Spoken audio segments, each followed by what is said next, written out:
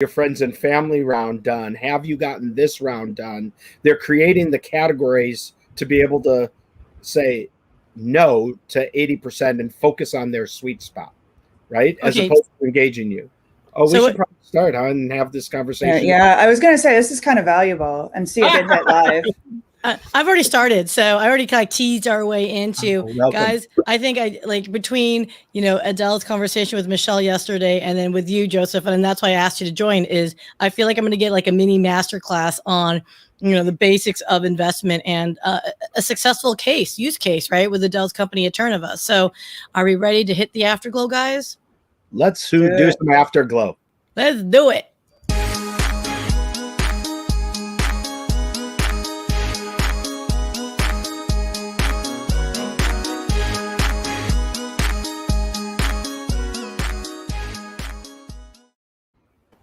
Good morning, good afternoon, and good evening. Welcome to the Afterglow Live Recap Podcast. My name is Sia.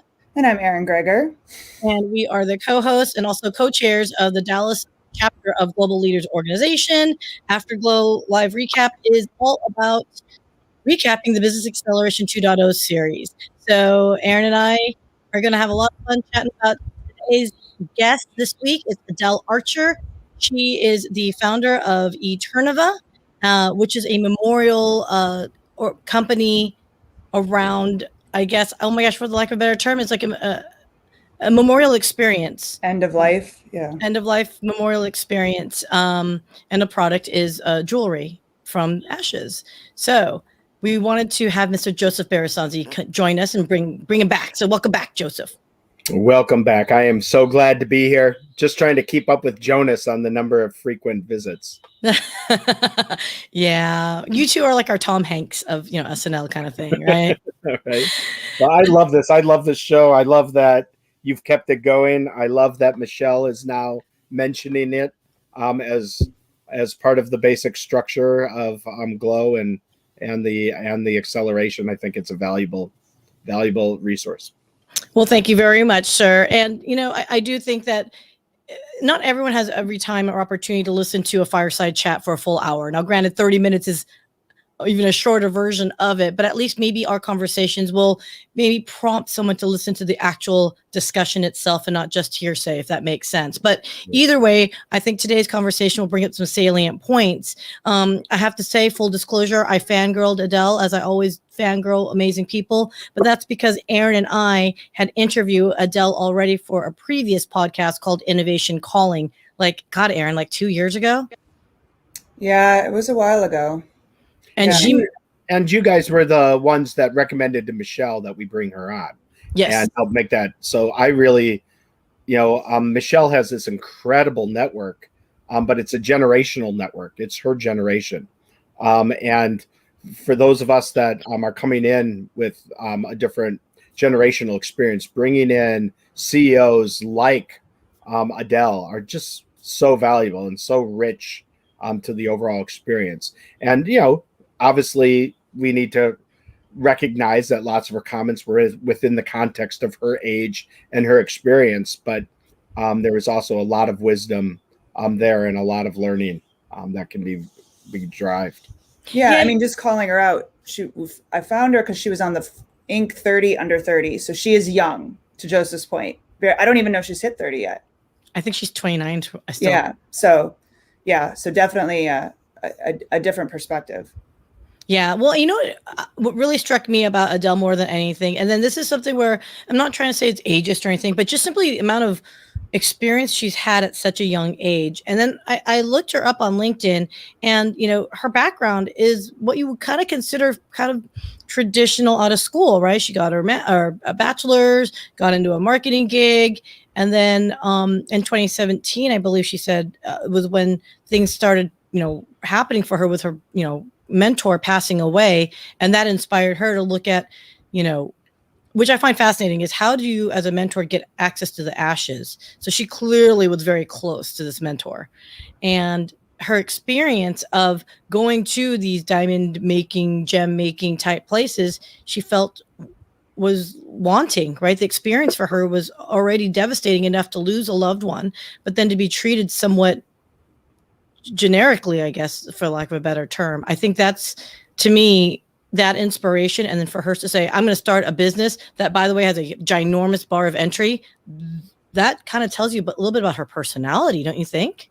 Well, she said, I was just going to say, she said though, and I don't know if it was the marketing job or if she did it after, but she specifically did go work for a company that was VC backed so she could learn that side of business too. So there definitely was some strategy behind her career too before she actually started. Sorry, what were you going to say, Joseph? I was going to say she also went to a pretty cool school.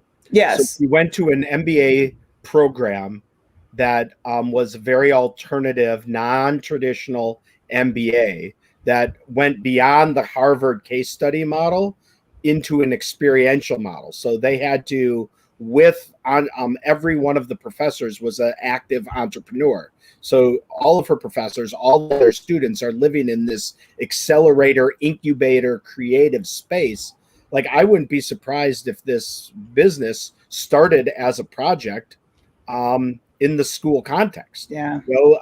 That here you are in school, and what they do is, let's start a business based on your experience, right? And I love those businesses, right? The kind where somebody is just draws out what was a need, a felt need that they had, a personal experience, and then turns that into, if I have that need, lots of people have that need, right? But she's clearly also was in this hub, whether it was her job at the VC, her school with all these entrepreneurs, but also, as we were talking about before the show, she's in Austin, right? Which is one of the top angel VC innovation markets in the world, right? When you look at where VC angel funding goes, it's Austin, Boston, Seattle, Silicon Valley. I mean, Austin's where there's all these entrepreneurs networking with each other, founders who stay there, and finding people just like Adelle that they can support and bring up.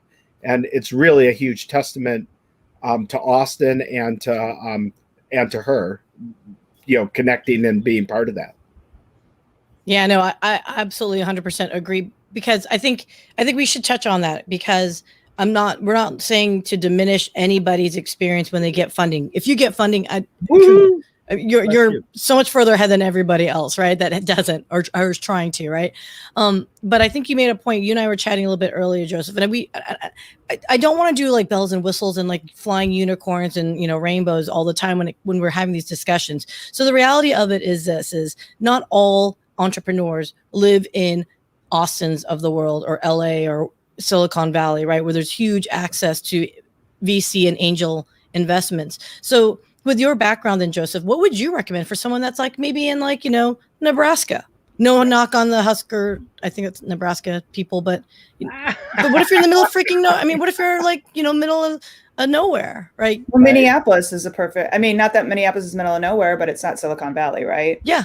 Well, it's an excellent example, because Minneapolis, as you know, Aaron, has a ton of Fortune 100 companies. Yeah. It is a secret gem in corporate 100 type companies, from General Mills to Cargill, which is the largest privately held corporation in the world, to 3M, to Target, to Medtronic. I mean, there's a lot, Toro, there's a lot of big heavyweights here. But you know what there isn't? There isn't a healthy VC angel market here. So, and there's a lot of reasons for that, but one is because you go into corporate. You don't go into an entrepreneurial group. So then there isn't an then when you have your exit, you don't stay in the community and invest back in the community. In fact, most of the folks that I know, with some rare exceptions, from the Twin Cities that made it, it's because they moved.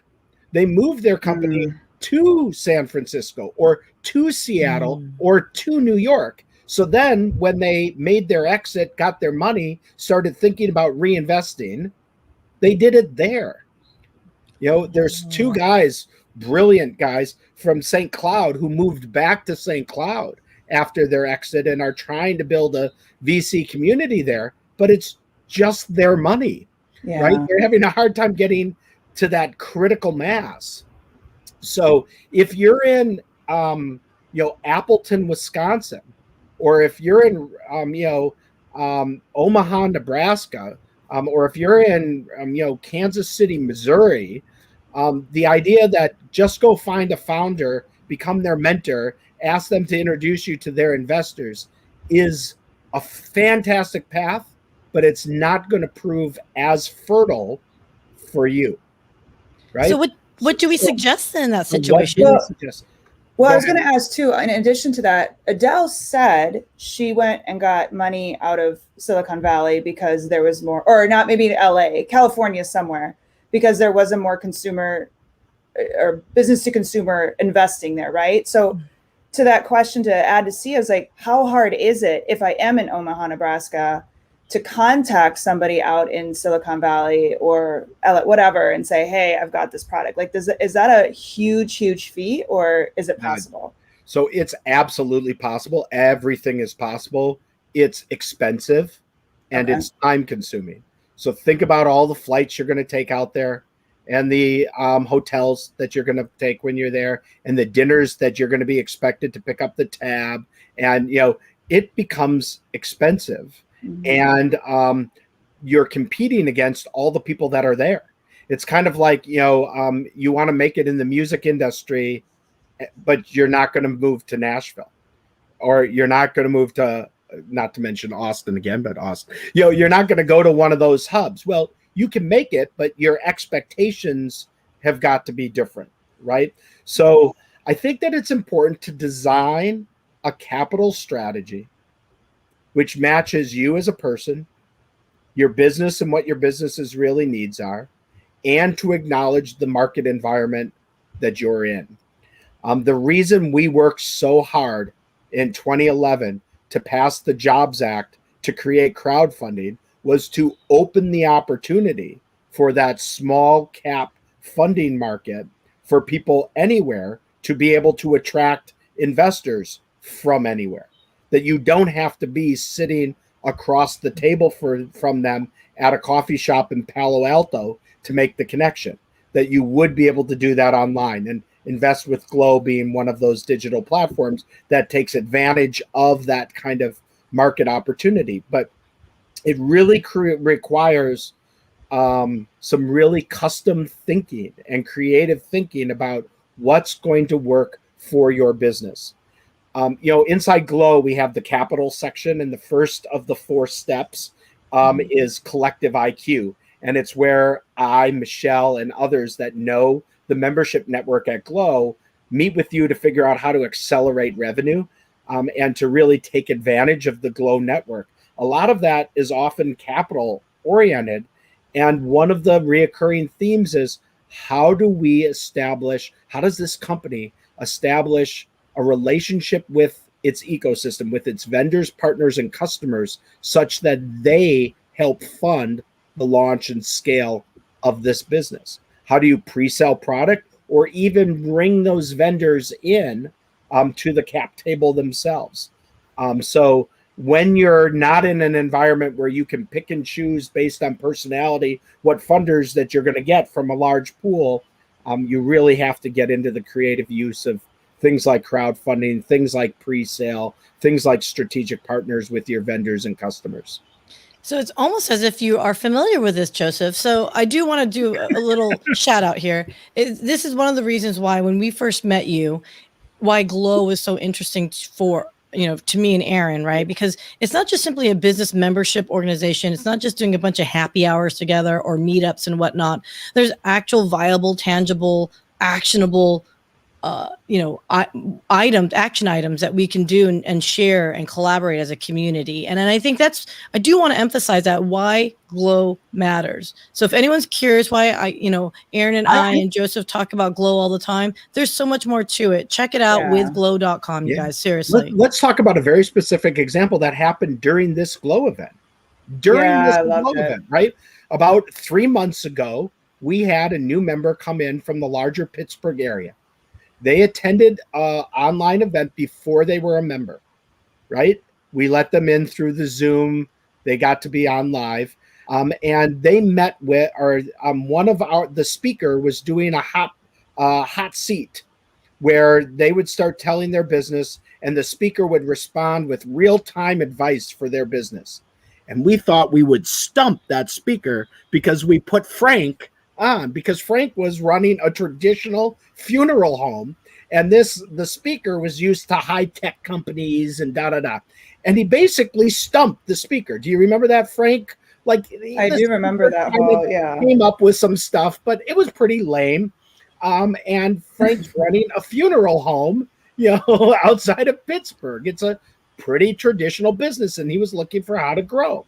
He ends up enjoying that experience, becoming a premium member of the Pittsburgh chapter, showing up regularly, reading the email, notices, he's getting marketing material from these different add-on service companies for funeral homes.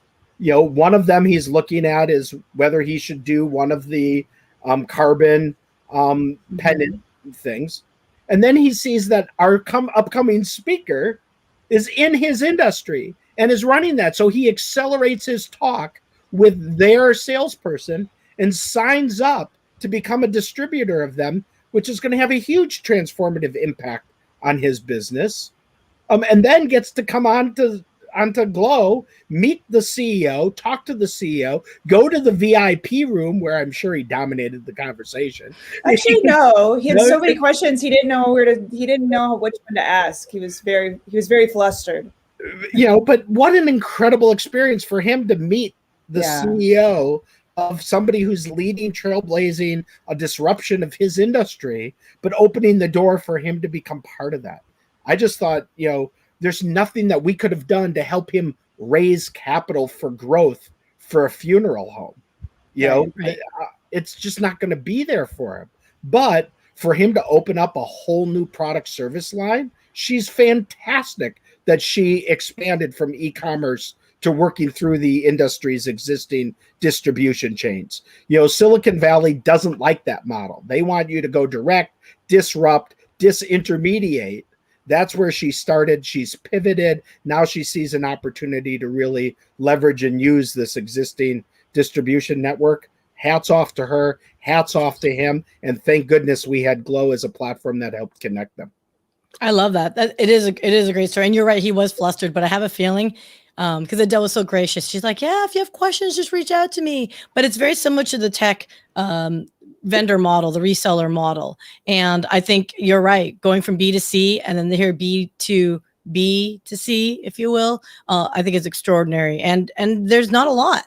So he's jumping in when it's somewhat still exclusive and there's a lot of value around it as well. And, let's be honest, Eterneva is a great business to have because 100% of us are going to contemplate whether we want to use that service or not. Right. I mean, it's a fact of life. We're all going to die someday. We're all going to die, right? Fortunately, we're 100% her customers. Right. Or potentially, if you will. Potentially, right. Yeah. So, okay. So let's go back to Adelle a little bit. Something about a personality that just really hit me. And I need to ask you of this, Joseph and Aaron, because you guys have been around a lot more entrepreneurs than I have over the years. She is just very numbers driven, very logic driven. And I find that a lot of successful CEOs are the types where they just know their numbers and they can crank out math like no other. For those that are like me who can't math to save our life, is this going to be something that's going to be a weakness or we have to train ourselves? Because Adelle, if you guys saw her on Shark Tank, she had her numbers down, she had her pitch down, and it was really inspiring to watch that. Yeah, wouldn't it have been great if we had the clip and been able to broadcast the clip of her on Shark Tank? I would have loved that. Yeah. Aaron, what's your thought on the necessity of the CEO to have the command of all the numbers? Well, they've got to know them. I mean, you see that on Shark Tank. And I love what she said too. They did a whole test run with all their advisors and everything to poke whatever holes they could find, because it is numbers. Like, you have to know, what kind of audience can you reach? How much does it cost to gain a customer? Because a lot of these, you see a lot of these businesses online that, we made $1 million. Okay, great. But we spent $1,500 to make that $1 million. Okay, great. So what's your long-term plan on that? Right? Like, what I think in numbers, and even in sales, yes, there's a soft side to sales, but sales is a number game too, right? Like you do enough calls, you're going to get to your yes, right? And it's all, okay, if I can call this, I know this, if I can get this many in my pipeline, I know we're going to close X amount, I know what the lifetime value.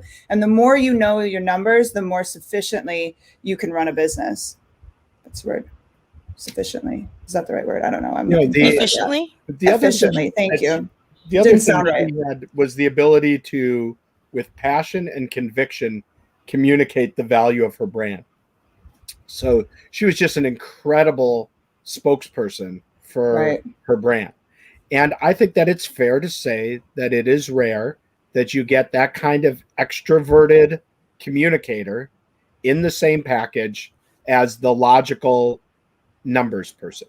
Right. So I would like to hope that we can build businesses and have entrepreneurs that are not the unicorn of those two things in the same package. She also mentioned that she works with EOS, which GLO has an experience with. And part of the EOS system is identifying those roles that you need at the top, identifying which role or roles you as the founder are going to be able to fill, and then who do you need around yourself for the rest of those. So, for example, I'm a communicator. I can communicate the numbers, but I can't make them, construct them, and recalculate them in Q&A on the fly. So the most important hire for me on my teams is that number person that sees the pipeline not as personalities of different kinds of people, but as cost per acquisition, what the cost of conversion was, what the cost per conversion was from different sources, and can recalculate that on the fly in the conversation to respond to my stuff, right? So I think Erin, is a fantastic. You guys are a good balance because you're each playing one of those different roles, and I think that for our folks in the audience and GLO members, that you have to look at that whole need. You have to know the numbers. And if you're not the person to do it, then find the person who is. Okay, so that feeds my next question too, guys. And we haven't gone in massive detail on this, but Adelle, I'm not diminishing again. I love her to death. She's awesome. But man alive, it's your team behind you. It's the crew that you assemble to give you the guidance, the mentor to kind of help you drive, your business forward. I'm wondering, like, how big is her army? Didn't she say hundreds of investors or something at one point, like of folks helping her and giving her insight and input? I don't remember if she had mentioned that or not, but do you think she had that advantage of like finding the right people early on to give her the right? But that's because she's under 30. Like when we talk to her when she's 50, she's going to have the stories that all the other entrepreneurs do of your business marriage that went, bad, of when you had to buy a partner out, or that she'll feel more comfortable talking about that because she alluded to it. I don't know if you picked up that at one point she said their first round of investment was to buy one of the co-founders out. So she's had those, but it takes a while before you feel comfortable completely owning and being willing to share that kind of laundry. So, but there's a huge team. There's always. There's a huge team, but I want to give credit where credit's due to Adelle too, because there's a lot of people who bring on amazing mentors and bring on amazing team, and they just don't freaking listen. And their ego gets the best of them, or they're so caught up in their product. They know what's right versus anyone else. I think that's really important to understand too, is that she listened. She is taking that advice and she is driving, I mean, I don't know how much she's listening by any means, but obviously she's doing something right. So there is that, because a lot of people get those right people, but then when they hear what they're supposed to do, it's like, nah, thanks, but no thanks type of deal. Don't you think, Erin, there's an interesting kind of juxtaposition is the wrong word, but a conundrum. We're told as the entrepreneur that you have to hold the vision. You're going to be told it can't Right. be done, it won't be done, it shan't be done, and that they're going to poke holes, but you have to pester on. You have to persist to be a good entrepreneur.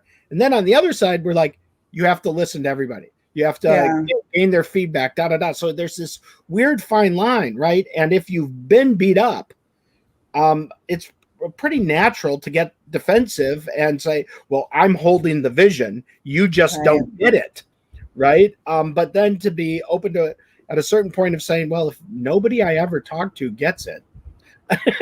Exactly. I have that challenge a lot. My business Apicista that's here outside of GLO is a very complicated, very technically, and it has technical, legal, financial, securities law, and international law all overlapping on it. So it's rare that we bump into somebody who gets it. Right.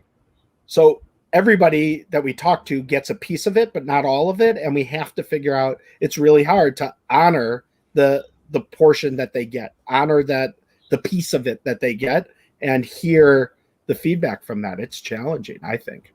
Yeah. Well, I think if all of us were able to master that, we'd all be billionaires now, wouldn't we? I mean, or at least we'd be more happy. Well, exactly. So, I'm trying to be respectful and stopping like at a decent time as we always go a little bit long. So any parting thoughts on Adelle, and, what was it that you liked, didn't like, or constructively, have you been inspired by yesterday's conversation, Joseph? So I found her very inspiring. I thought it was a great vision of a company. I thought that she had done a great job of taking a product and putting it into a context, which is very inspiring to investors. I think that it's hard to repackage something that's already in the market or in a pretty traditional space and be able to tell a story of transformation that excites investors. I think that she's done an amazing job, and I really want to learn more about the job that she's done of building a community of advisors, of investors, of resellers, of customers, and just fans that want her business and her to succeed. In some ways, I started as a community organizer, so I'm always seeing things through that lens. But inspirational entrepreneurs like that really have built and cultivated a community around them. And then I'm inspired by any story where people find the path to raise money for them. And I hope that, if anybody picks up anything from today, it's that everybody has their own path. We can learn from those different paths, but we don't have to replicate it. And we can find a way to walk that journey to having the funding for our business in a way that works for each of us. And last but not least, I was inspired by GLO and how GLO had engaged you, which brought her, which helped transform. I think we'll be transforming Frank's business and maybe even open up an Austin chapter for us in the process. We're trying. A lot of friends down there. Aaron, any thoughts on Adelle? Yeah, I think one thing we really didn't talk about much, and she talked a little bit about in the presentation, but really talked a lot about it in the VIP, was really understanding why to get into a market and what drives that. And, she really talked a lot about creating a category and understanding, how to create that specific category within our industry and, how to maneuver that. I think it's a really important thing to understand too. It wasn't just necessarily what someone else was doing, but really drive a new category for an industry. And it's definitely an interesting twist. Absolutely. Aaron, I know we're cognizant of time. I appreciate that. Aaron, do you remember that weird interview we had with Yoshi, the guy from Amazon, the Amazon race? No, I didn't hear that. I was out of town. I didn't get that one. So one of the things Yoshi talked about was that you had to get to a place where you had a monopoly, which meant that you had to find your niche so that you could be the monopolistic player in that micro niche. And I found like it spun back on me like, oh, that's what she did. She took this large amorphous industry and whittled it down to a place where she could be the owner of a market. So she calls it defining that market. But she, you define it so that it's not just you, but that then you own it. And Right. man, you did a great job of that. Yeah, no, Yeah. absolutely. And just a side note, just what we're talking about is Eterneva is not simply you send your loved one's ashes and then it comes back a diamond. What she actually is talking about and focuses on is the experience. So there's 100% transparency. They actually have pictures of the deceased on their walls. So they know exactly, and you can see where your family and loved ones, and then all the employees will see this is who this is who we're handling, if you will. And it's really interactive. And I think that does help you find your piece for that closure. And so that's the really big difference. And check it out. For anyone that's interested, look at other competitors and you won't see that type of experience at all, offered at all. So on that note, Erin, what's coming up that we should talk about? Because we got to wrap this up. Yeah, so we are doing our first in-person in like 18 months, the GLO Forum Power Panel. We'll put a link here in the comments to this, to the Eventbrite to sign up. We'd love to have you join us August 25th. Typically, you have to be a member to join these, but because this is our first one, we're going to open it up to everybody. And this is just going to give you a taste of Forum. These guys, and I know it's guys, I've been called out on LinkedIn that it's all guys. It's just, unfortunately, this is just the forum and we can't just throw a female to get the vibe. They did have females part of it. They've sold their businesses. That's all I'm going to say on that quick disclosure. But it just is going to give you an idea of how these guys work together to help each other within their business and, helping from the lessons they've been through. Maybe another guy's about to go through, et cetera. So you're going to get that taste. There's going to be networking. Join us August 25th at City Central, North Dallas. I think that's exactly. It. And then if you want to learn more, everyone, definitely check out withglo.com, withglo.com to learn more about the capital, right? Invest with GLO is part of that whole mix. So join us. And if you want to join as a premium member in your local area and there isn't a chapter, think about starting your own chapter as well. So on that note, next week for our next speaker, by the way, which is hella exciting, is Janice Bryant Howard. She is the first African-American to run a $1 billion business, which is absolutely, I think she's the first self-made billionaire. So absolutely stunning. I'm really excited to see. I actually sent Michelle a text. I'm like, hey, is she in Dallas by any chance? Because I would love to be in studio with her, but I don't think that's the case. For those that are interested, again, go to withglo.com. Guys, thank you so much again for a wonderful week of Afterglow. We will see you guys all next week. And until then, have a great, safe, wonderful, and powerful, successful business week, everyone.